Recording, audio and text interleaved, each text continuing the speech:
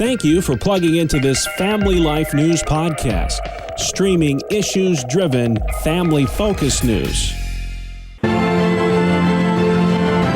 Welcome aboard to another edition of Capital Connection.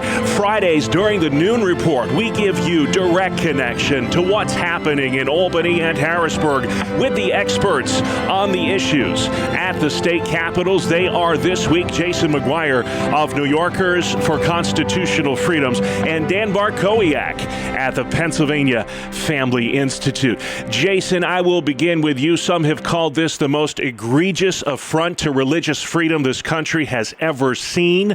The so-called Equality Act being acted upon in Congress this week. What is it, and why is it so dangerous?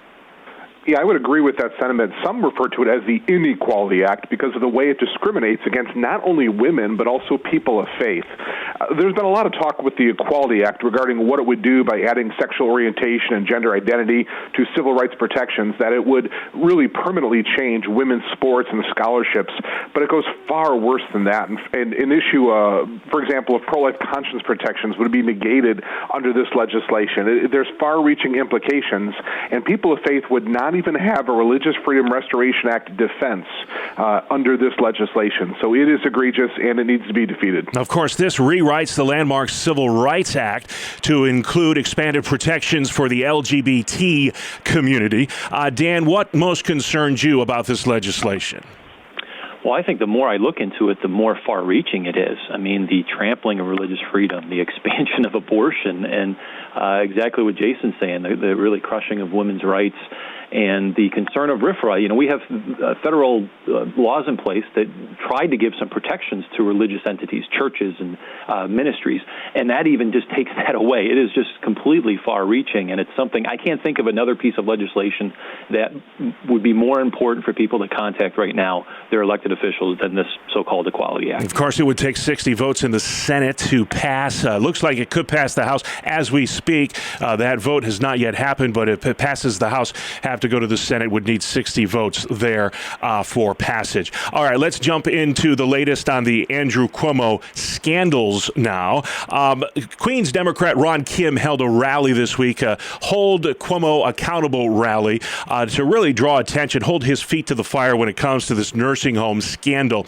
A lot of folks are wondering, where is Carl Hastie? Where is Andrea Stewart Cousins? Seems like Kim is the only Democrat willing to stand up to this governor. Where are the other Democrats in New York right now, Jason?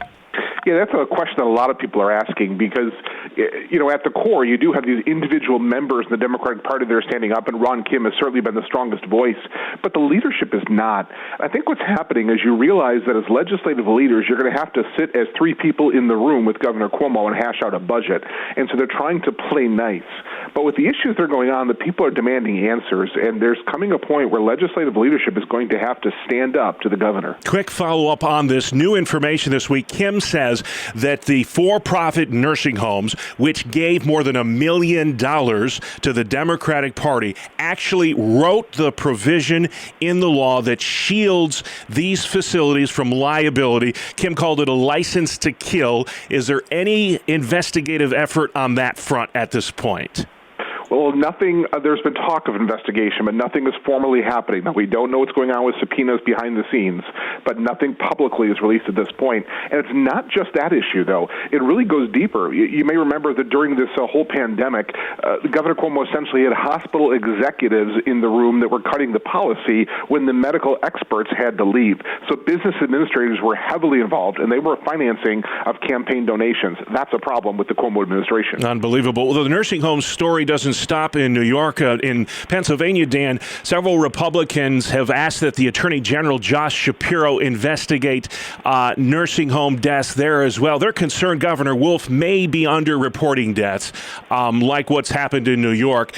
Is this investigation going anywhere?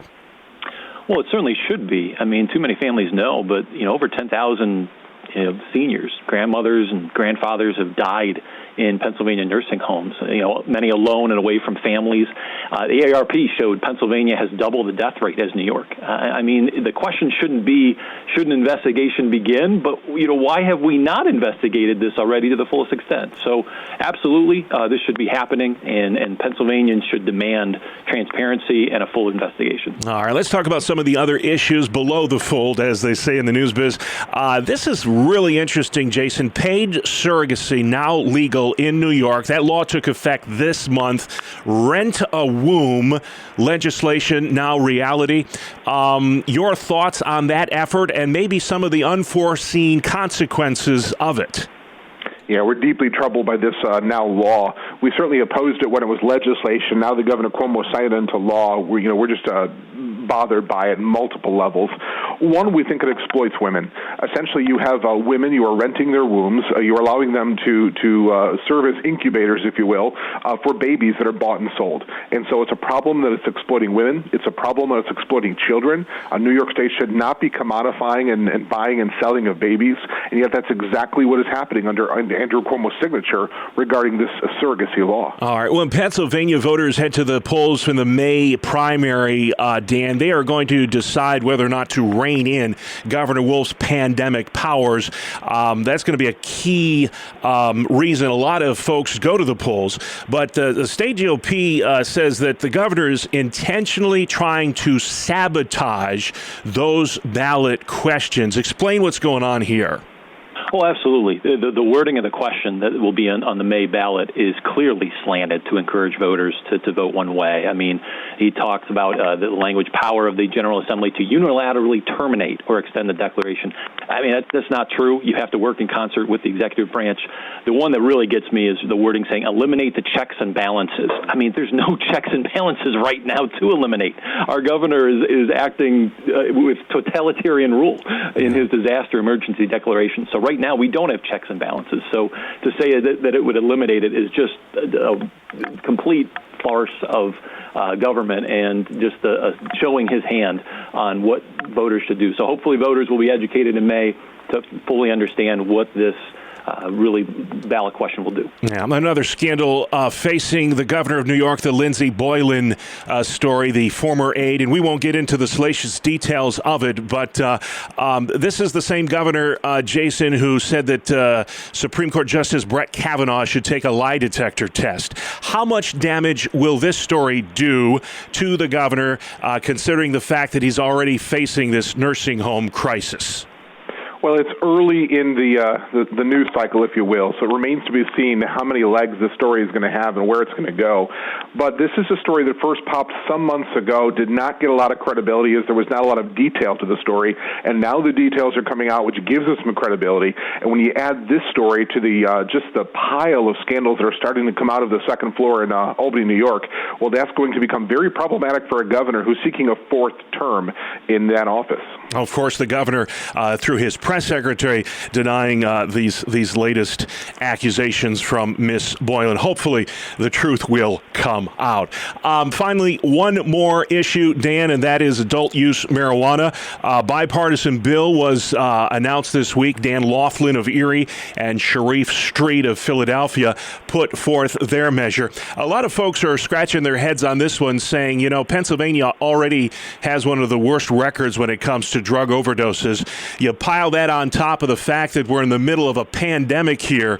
Maybe this isn't a good idea. What are your thoughts? Well, it's absolutely not a good idea, and the timing's awful. I mean, schools are struggling, hospitals are fighting COVID, and yet we're going to deal with legalizing a drug that would, frankly, do more harm to hospitals, put more people at risk, more children at risk. So it's absolutely discouraging to see legislators doing this. A drug, the high potency levels that it would come, the commercialization, more shops than McDonald's and Starbucks combined, selling things like strawberry cough flavored vapes. I mean, it's just discouraging. It's sad to see elected officials continue to put this as a primary goal when we have so many other things that we need fixing. All right, and just like that, our time is up. Boy, we went a lot of places there in 10 minutes. It's the fastest 10 minutes in radio, maybe. But so many issues in the news. Jason, if folks have questions about the great work you're doing at New Yorkers for Constitutional Freedoms, where can they find you? AlbanyUpdate.com. And stay informed on the issues as well in Pennsylvania. Dan, your website? PAFamily.org.